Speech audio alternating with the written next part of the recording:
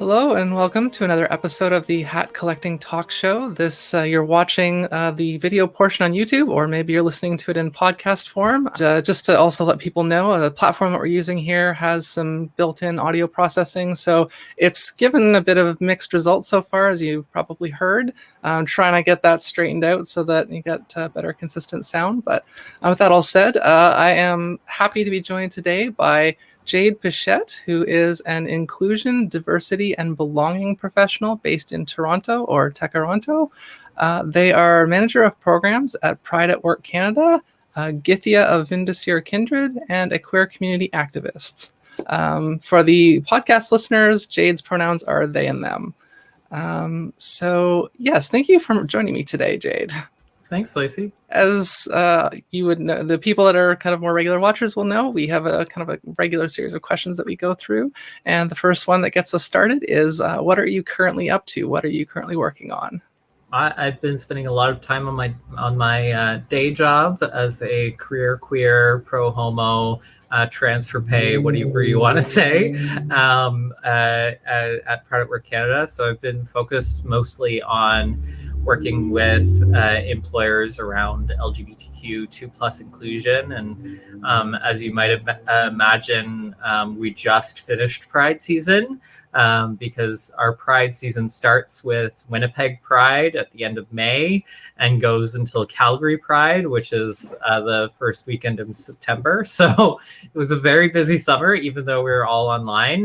But now I'm working on creating our 2021 program plan and working on a few different projects in connection with that. So for instance, even just earlier today, I was on 2 calls with 2 different large employers here in Canada, one about creating their trans inclusion plan that they're going to roll out to all their offices, and another about they're creating an employee resource group for LGBTQ2+ employees so that they can further advocate internally within their organization. We're looking for a bit of support on that.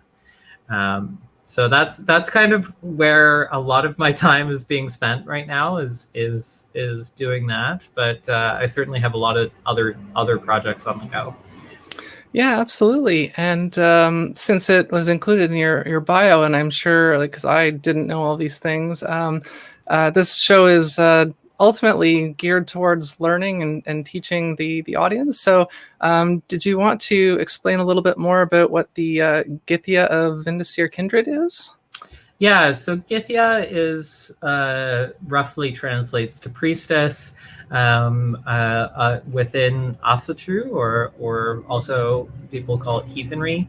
So it is essentially the pre-Christian beliefs of Northern Europe. So we are polytheists. We believe in multiple gods. We're animists. We believe that there are spirits in the land. We call them landvetir. And within that role, I'm responsible for creating spaces and rituals for members of my community, and occasionally get asked to do things for other people in other communities, especially queer folks, because certainly trying to find clergy members that are inclusive, let alone members of the community, being queer and trans is pretty rare. So having somebody who's going to affirm you. So for instance, last year I did a couple of weddings, one of which was explicitly based on from my religious community, from a couple in Peterborough. And then there was a couple in London, Ontario, who I'm friends with, but don't necessarily identify explicitly as members of my religious community, but still wanted me to do the ceremony for them. So lately that's been definitely a bit different, seeing as a lot of ceremonies just have not been happening because of COVID. But I was recently helped organize a international heathen gathering where we had 15 countries represented, including Canada, the US, Mexico, Costa Rica, Brazil, UK, Spain, Germany, Sweden, Australia, New Zealand. Somebody was even from Japan joined us, and Ukraine as well. So certainly things are a bit different in terms of my Gythia work or Priestess work, but generally that isn't necessarily for pay, although sometimes for a wedding or some type of ceremony like that, I will accept money. But it's generally not. It's something I do because I love my community. I love the tradition. But yeah, so that's what that looks like. But it's definitely a bit different right now. Absolutely. And so I just want to, again, for the podcast listeners, I'm trying to be more mindful of, this COVID situation has us, pretty much all of us, kind of, doing everything from home, or most of my guests are at home when we record. So please do be a little bit more patient and forgiving of ambient noise that we don't have control over, like sirens or, things like that. Hopefully there won't be too many of those. I had that one time, there was like helicopters and motorcycles, and it's just like, where are all these coming from? But yeah, so you did touch upon the difference between, or how things have kind of changed since COVID started. And that's something I've been starting to examine on the more recent episodes, specifically with the work that you do. I guess you can look more at maybe the pride at work stuff. How has that changed since the pandemic happened? It's changed radically. I mean, none of us with the Pride at Work Canada team were really expecting to go the direction that we went, obviously, because we weren't expecting to have to cancel in-person events, because we had events planned in 11 different cities across the country. And so those in-person events would usually be attended by either myself, my executive director, Colin Drouin, or our program assistant for Quebec, Florence Gagnon, who's in Montreal. And usually it would be one of the three of us, but mostly Colin or myself. And so normally I would be traveling a lot. This is the longest I've spent in the same city since I don't remember when. I think I was a teenager the last time I spent this much time in the same city. It's a very weird experience for me. But we had to cancel, all of those things, and we went online. And so starting in mid-March, we decided that we would do an online event every week. And we did that for most of the summer. And for April and May, we actually opened up our programming to the public, because we thought, so many queer and trans folks, especially, lost their jobs under COVID. And we actually have stats that say that, queer and trans folks are more likely to have lost their jobs during COVID in Canada than people who are not part of the community. And there's a lot of reasons for that, which I won't go into all of which right now, but as a result, we wanted to provide space for some people. And there were some people who came back and said, like, this is the one thing that I'm looking forward to every week, which, when you're doing like programs on employment and corporate workplaces isn't what you expect to hear, right? Like, my background is in social work. So I'm used to hearing that from like, in-person programs, support groups, like counseling programs, things like that, but not from a corporate inclusion perspective. And yet it was filling the space for some people, which I'm grateful for. So we decided, instead of doing in particular our 11 Pro Pride events in different cities, we'd do 5 big ones online. And so we did 5 big virtual Pro Pride events around 5 different topics. So queer and trans women leading the way, Two-Spirit inclusion in the workplace, LGBTQ inclusion in the skilled trades, because the skilled trades is not exactly the most inclusive industry, queering the future of work, and one in French on Gen Z being queer and trans on the job, and looking at queer and trans youth and bringing in young LGBTQ talent and what that experience is like for them. And so we decided instead, let's get some punchy big name speakers. And it actually allowed us to do some things that we weren't able to do if we were just doing in-person events, including, connecting with people who are in smaller municipalities, who are, in cities that normally we don't work in. Like I got to talk to people from the Northwest Territories this year, which like normally I haven't gotten to work with anybody up there.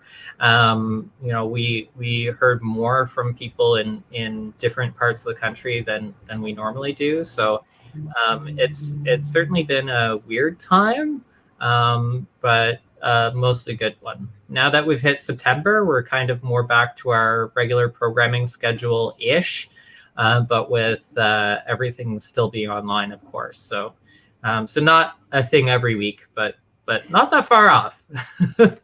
Yeah. I was gonna actually ask because obviously a lot of plans changed, but I do know that there have been some positives that have come out of changed plans from the pandemic. Like this very show was kind of reconceived from its original intended form, and I think it was for the best. So I was kind of curious with your work. Can you think of any specific ways in which having to kind of pivot on the fly unexpectedly has resulted in some great results that may not have otherwise happened?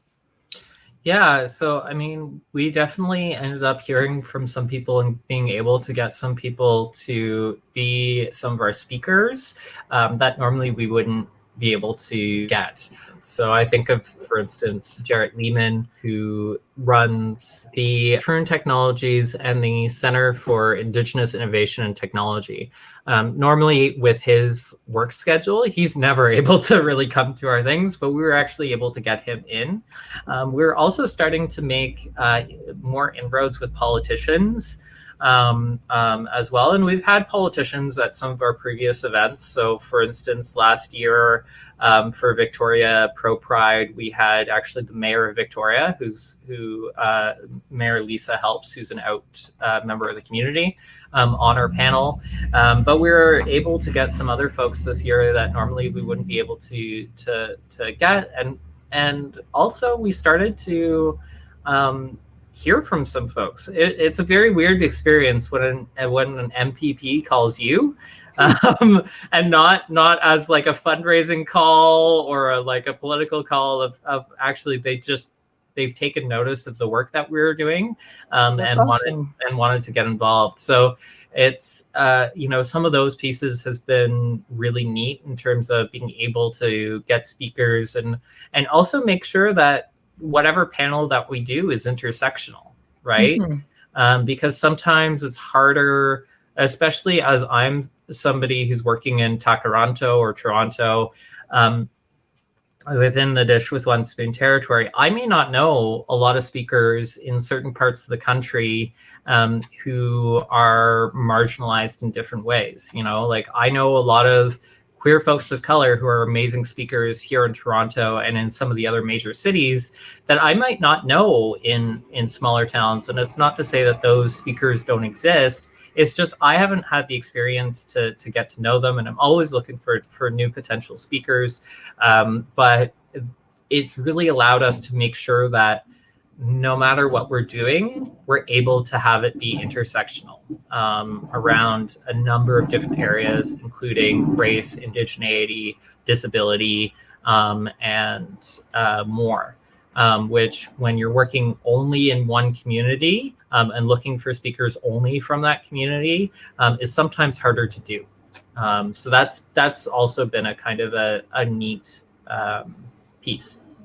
Yeah, that's great. So you kind of touched upon something there that I did want to try to start incorporating into this show. I know a lot of my guests so far have been fellow, not all of them are actually natively from Toronto, but I'm looking forward to talking to other guests from different parts of the continent or even the world, and to talk about. First time I'm testing for the podcast listeners, I've put up a banner on the screen that says land acknowledgement. And this is something that I just looked into and learned more about myself this year for the first time. Because I had heard about it. It started to become a much more regular thing, especially at queer events and LGBTQ plus Two-Spirit events, inclusive events, I should just say. And it's something that a friend of mine posted a video on Instagram at one point and just said, this isn't something that you should just go and like, print off the internet and just read verbatim. It's something you should actually go and research yourself so that you understand it. And if someone asks you, you could actually answer them as opposed to, oh, hold on, let me go find the note. So yeah, I wanted to just kind of acknowledge, I don't know if you're native to Toronto. So I was born and raised on the traditional territory of the Anishinaabe Algonquin people, also today known as Ottawa. And that's originally where I'm from, where I got my start in terms of LGBTQ inclusion work, was back in Ottawa in 2003, 2004. In that, I try to recognize that, I am of mostly white settler descent. I see myself as an uninvited visitor to the dish with one spoon territory, being Toronto or Takaranto, which is traditionally home of the Anishinaabe, Huron-Wendat, Haudenosaunee, and the Mississaugas of the New Credit First Nation, and that there's ongoing relationships. And also Toronto is home to the largest Indigenous community in Canada, which a lot of people don't realize. There are a lot of Indigenous folks here in Toronto from across Turtle Island. But I do see myself as an uninvited visitor on this territory. And I hope, Indigenous people can correct me if I'm wrong, that in the work that I do, that I, provide enough space for Indigenous people to tell their own stories and to address the fact that we're still living in a colonial space. And we need to be doing work on that, especially those of us who are uninvited visitors to this territory. So especially those of us who are white. Yeah.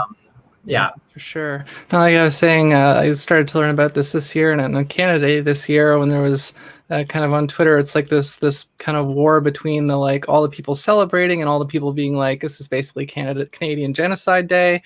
And so I spent the better part of July 1st, 2020 researching, and I ended up making a video, which is also on my YouTube channel, that I talk about the history that I learned about, which you just covered parts of. So thank you for sharing that. Definitely, I agree, it's very important. And that's, like I said, I wanted to start talking to my guests and see if they do know. And if not, maybe we can just look it up and say, okay, well, now we can learn about the different Indigenous communities that are in these different areas. Yeah. And you can go to native-land.ca, which shows a world map that's got quite a bit on it. So that's a good place to start for sure. Yeah, it's a good starting place. It isn't somewhere that I think people should end. There have been some critiques of that site that I think are legitimate. But it can be a good start for a lot of people. I think one of the main things that's important when we do land acknowledgements is making sure that, we're not talking about Indigenous people as if they're people of the past, because I think that is something that a lot of people do. And I see happen. And, as I noted, like today, Toronto is home to Indigenous people from across Turtle Island. And, as somebody of mostly French Canadian descent, I certainly have my own historical connections and ancestry that is important to me. But, it's one for me to also, recognize that I don't have current cultural connections other than the communities that I've gotten to be, a guest at their ceremonies, which I am always grateful for. And so for anybody who doesn't know where those land acknowledgements actually come from, it's actually one of the recommendations of the Truth and Reconciliation Commission in regards to the Indian residential school system. Here in Canada, and that is just one of many recommendations that are there, and I highly recommend people read the recommendations. Some of them are directed entirely towards government, but then there's others that are more widely applicable, like land acknowledgements. So. Yeah, no, I'm glad that we got to cover that. And it sort of feels a bit awkward now to move into an unrelated topic, but I'm not quite sure where to put that makes the most sense. But yeah, so the next question in our kind of regular series of questioning here is, when you were a child, do you remember what you wanted to be or to do when you grew up? I wanted to either be an archaeologist or a paleontologist. Ooh, Yeah. I mean, the study of things that came before has always been really interesting to me. I don't know why I didn't consider going into history, because I never did. Even though I love history. Like, I'm a history wonk by far, especially. My niches being queer and trans history, maybe not surprisingly. And my last job was actually at what's now just known as the Archives, which is the second largest LGBTQ archives in the world, second only to the one archives in California.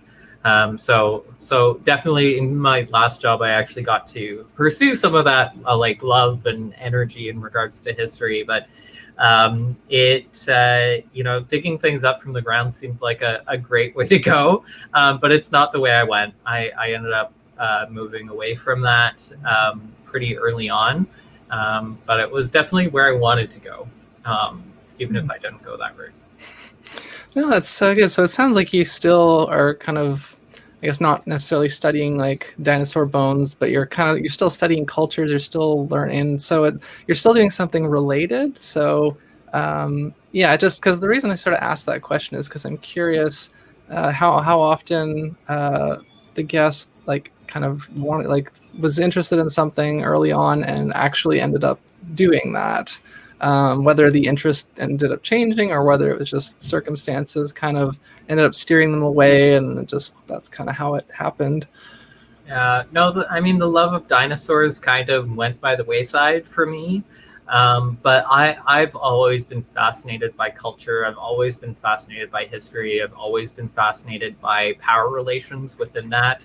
I wound up with a social work degree, but I started in political science for that reason, because I find those interactions being one of the most interesting things. And being, now in inclusion and inclusion, diversity, and belonging education, or DEI, the diversity, equity, inclusion field. It's still power relations at the end of the day, and it's still analyzing people at the end of the day, but in a slightly different way. I mean, I have a fascination with ancient history as well, and that's less applicable to my current work. But if you want to ask me stories about Old Norse history or queer and trans, more contemporary history, I have plenty of stories of both. I might just have to ask you about the Norse stuff on the bonus episode, because I'm intrigued by that. So the next question, this one's a bit of kind of I don't know the age of all my guests, but I think I'm going to formulate the question this way now. So at the age of 30, whether you've already passed it or whether it's coming up, where were you in relation to your goals or your kind of aspirations, or where you think you'll be if you're not there yet? At 30 was kind of a changing point for me in many ways. I was at the archives still at the time, though I knew that wasn't going to continue long term because of some changes that were going on. My goals in life have constantly been changing. I kind of got to the point where I was like, I need a master's, and I'll get my master's, and then I'll figure out the rest of my life. And I did that in my 20s, early to mid 20s, and then I got past that and kind of went, well, we'll see where my life goes from here. I've not I don't know where I want to go next. I don't actually have those types of life goals as much anymore, other than consistent progress in my life. So I don't really have something necessarily to compare it to, because I had accomplished the main things that I want. But at the end of the day, what I care about is community, is love. Like, I'm a romantic, with in a very happy relationship with my partner, and we're polyamorous, and yeah. So I think in many ways, I've reached those goals, and then some of my other goals are things that require complete societal change. So I don't know where we're going to get with that one, and definitely wasn't there in when I hit 30. So because we're not as inclusive a society as I would like. So. Yeah, for sure. Again, just to kind of, I feel like for each episode, there's certain things I need to reiterate, although the regular viewers are probably going to get sick of hearing them. But kind of the point of that question is because, like, as part of this whole thing of, like, what we wanted to do, what we're actually doing, how we got there, how we're trying to get there. And there's this prevailing cultural narrative about, like, you're supposed to have everything figured out by the time you're 30. So that's why I'm asking people. And I guess if you can't, maybe, and I'm trying to find like the right ways to kind of to frame it and have follow-ups. And so if you were to give advice, what advice would you give to someone who's hasn't hit 30 yet and feels like they're just lost and they're not really sure what to do? I think everybody has those moments of being lost, and it doesn't necessarily track with age. Like, I think sometimes it's easier to get lost when we're younger because we haven't had as many experiences to base things off of. And that's one of the reasons why I think intergenerational friendships are really important, is, get friends who are seniors who, are members of the same community as you, or even not members of the same community in whatever way that is, whether that's, locality or identity or whatever that is. And, really listen to their stories, and the prevailing narrative is none of us know what we're doing. We like to think sometimes. And the people who tell you they know what they're doing, I don't trust those people. Yeah, I'm of the opinion that we're all figuring things out, right? Like, I'm in my 30s now, and I've just figured out some of my own neurodiversity stuff, for instance, which, like, I went through all of my 20s knowing that I was somewhat weird, for sure, but not knowing why. And now only in my 30s am I actually being able to process those things and figure those things out. But on other aspects, I had things figured out when I was a teenager that other people that I know who are in their 30s now are only figuring out now, right? So, like, my gender identity, my sexual orientation, things like that, where those things came to me really quickly and easily, but other parts of me didn't. And I think we all have parts of ourselves that don't come as quickly and easily for us. And it doesn't matter whether you're like 15, 22, 30, or 60, we all have learning to do. It's all about our openness, and our willingness to strive to look at those pieces of ourselves, right? And to also say that we don't know. Yeah, I think that's a really great point. And that's kind of why I'm starting to ask this question of all my guests. And I do also want to say for both the video, the YouTube audience and the podcast audience that so far I've had mostly people kind of around my age and younger. And I do absolutely intend to have guests on in the future who are older, whether it's 40, 50, 60, maybe even older, because I want to get the different perspectives and really see how those experiences and insights kind of compare to each other. But yeah, you also touched on the next thing on our list, handy enough. You brought up kind of the issue of like neurodiversity, and we like to talk about mental health on this show because it's something that I think that most people do deal with, and it's starting to get talked about a lot more, but I think it's still I think that's something that doesn't get talked about as much as it should, and it's usually cast in a much more negative light. And so yeah, if you are open to it, talk about any mental health struggles or things like that you've experienced and how you worked through them. For sure. So, I mean, there's only so much detail I'll give about some of these pieces, but yeah, I've struggled with anxiety and depression since I was very young, and those have impacted in suicidal behaviors and actions, and I've had quite a few rough patches in my life. I'm doing pretty well now, considering, but I haven't always been here. And that's not to say that I'm doing great anyway, because it's still a global pandemic. And if you're doing well right now, I think there's something perhaps more abnormal about that at the moment than if you're not doing well right now. Like, if you're not doing well right now, I think that's perfectly understandable, right? And so in terms of my own life, like, that has been part of my narrative, part of my story. And it's only kind of now that, like, I understand myself better, that I also understand where I was in those moments. But a lot of those moments have also been impacted by external factors, right? Like, if you don't have a stable home, it's understandable you have some challenges with your mental health. Like, if you are experiencing discrimination on a daily basis, like, it's understandable that you have issues with your mental health.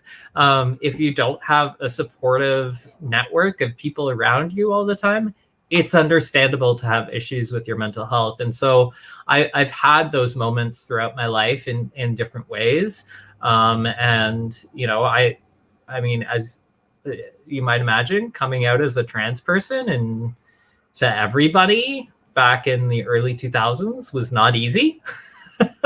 Especially when you're public about it and you're putting yourself in a public activist stage. I've experienced a lot of death threats over my life.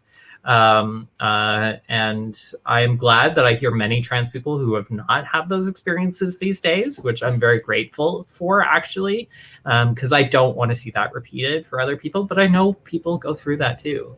And I think the most important thing through all of that is being vulnerable. And, vulnerability is a strength, and it's something that I don't think I entirely understood for a good chunk of my life. And if I had, maybe my mental health would have been better, because I would have been vulnerable with the right people. I would have gotten the support that I needed. And, I used to do youth mental health, mental illness outreach. And one of the things that we would say is that, everybody has a mental health. Like, it's just part of your overall health. And, some of us might have mental illnesses, but those can come and go, right? So there's some people who have a mental illness, which it's impacting your life all like throughout your entire life. But if you've managed to get the medications that you need, the therapies that you need, the support you need, all of those types of things, you can still be mentally well. So I don't think anybody should have any shame about when they're not being well. And I think, people need to be a bit more vulnerable and look for a bit more support. And that's what's done well for me. Yeah, and that's something that came up on a previous episode as well, was the kind of issue because of the stigma. A lot of people put off getting help that they need. And there was something else I was going to say, and then there was a car honk and I lost it. For the people watching, you can see little nameplates at the bottom of the screen, and I hope it's not too distracting that I mute myself a lot, because I never know, and my microphone's very sensitive, so I'm trying to minimize the background noise to continue rolling things on. I'm not sure, like, I've been trying to keep these episodes to roughly kind of a 30 to 45 minute range, but my feeling is if the content is good, if the discussion's good, then it can go a bit longer. So the next thing, we're getting into a little bit lighter subject matter now. again, things that kind of play into how we function and how we thrive in the world. And so new question that I'm going to add in, it's come up before, but I'm officially asking it now, is do you consider yourself an introvert, an extrovert, an ambivert? So I used to call myself an introvert, despite the fact that I have a very outgoing life. But I don't know that I subscribe to those terms anymore, really, because especially with understanding my neurodiversity a bit more, it kind of nullifies some of that understanding of like why I was getting emotionally drained by interacting with people. Because really that's what introversion is about, is that you gain that energy in more private spaces or by yourself, versus extroversion where you gain that energy from being around people. And it really depends, right? Like it depends on who those people are, how many people are around, whether like the space is supportive or not. And so all of those things come into factor when it comes to, my emotional energy and how much energy that I have to give in a day. So like some days I'm very, very active, but I always need a role. If I have a role, that's why I do well in work situations, because I have a role, I know what I need to do, I go to execute it, all of those things. Doesn't matter if there's a bunch of people around, I can speak in front of 100 people and it's not an issue. You give me a social party with 12 people that I don't know everybody super, super closely and intimately, I'm going to be anxious. I'm going to find that space draining. So it really, for me, those terms are holding less weight than they used to because of understanding my neurodiversity and understanding what brings me energy and what doesn't bring me energy. It has less to do with the amount of people and more to do with the types of people, the space, and things of that nature. Yeah, I definitely relate to your experience. I know that I am naturally more introverted, but I call myself a social introvert. I do enjoy talking to people, but I can only do so much of it. And this kind of also plays into, you kind of mentioned like energy levels. And so that's something else that I like to ask about is, do you think you have like a peak time of day, whether it's like morning, night, or just kind of somewhere whenever? So this is actually a question that was brought up to me recently, where I was only given the options of being an early bird or a night owl. And then I said, I am neither of those. How are you going to fit me in? And actually they changed a question as a result of that. I don't like binaries. I find I tend to be the most productive between like 10 a.m. to like 6 p.m. That's generally the time frame that works really well for me. Before that is usually too early for me, and I'm struggling. And after that, it's not that I'm necessarily struggling. It's that like I've already expended so much energy doing whatever I've been doing in that day that usually by that time I'm exhausted. Especially as somebody with chronic illness, chronic pain. Usually by that point in the day, I'm in pain. I need to lie down.